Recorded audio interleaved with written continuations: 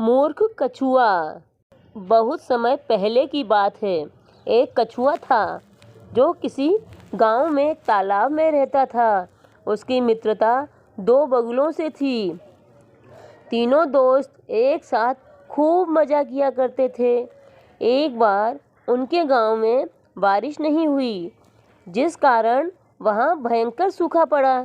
नदी व तालाब सूखने लगे, खेत मुरझा गए, आदमी, पशु पक्षी सब प्यास से मरने लगे।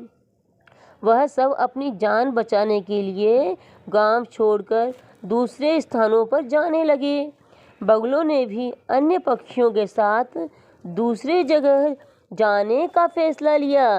जाने से पूर्व वह अपने मित्र कछुए से मिलने गए। उनके जाने की बात सुनकर कछुए ने उसे भी अपने साथ ले चलने के लिए कहा।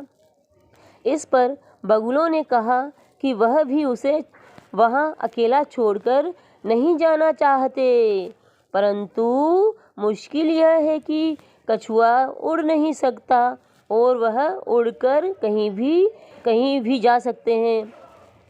उनकी बात सुनकर कछुआ बोला कि यह सच है कि वह नहीं उड़ सकता, परंतु उसके पास इस समस्या का हल है।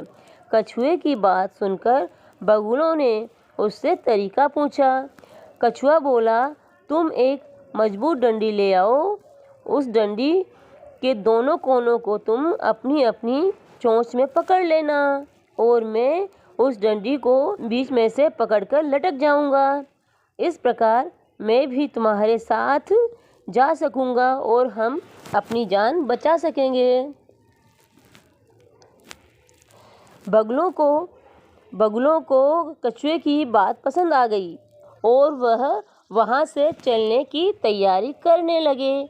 चलने से पहले बगुलों ने कछुए को सावधान किया कि वह उसे साथ ले तो जा रहे हैं, परंतु हमारी एक शर्त है कि तुम सारे रास्ते अपना मुंह नहीं खोलोगे।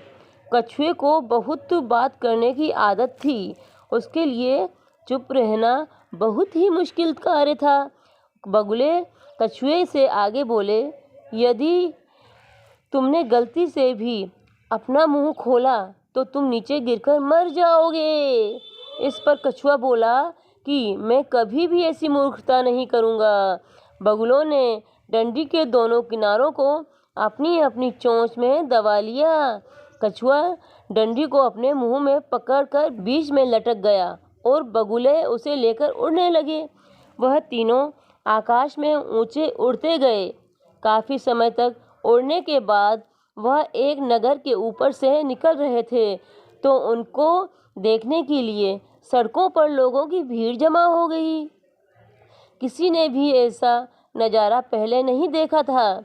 वह लोग जोर जोर से ताली बजाने और शोर मचाने लगे। लोगों को इस तरह से शोर मचाते व ताली बजाते देखकर कछुए को बहुत क्रोध आया। उससे बिना बोले नहीं रहा गया।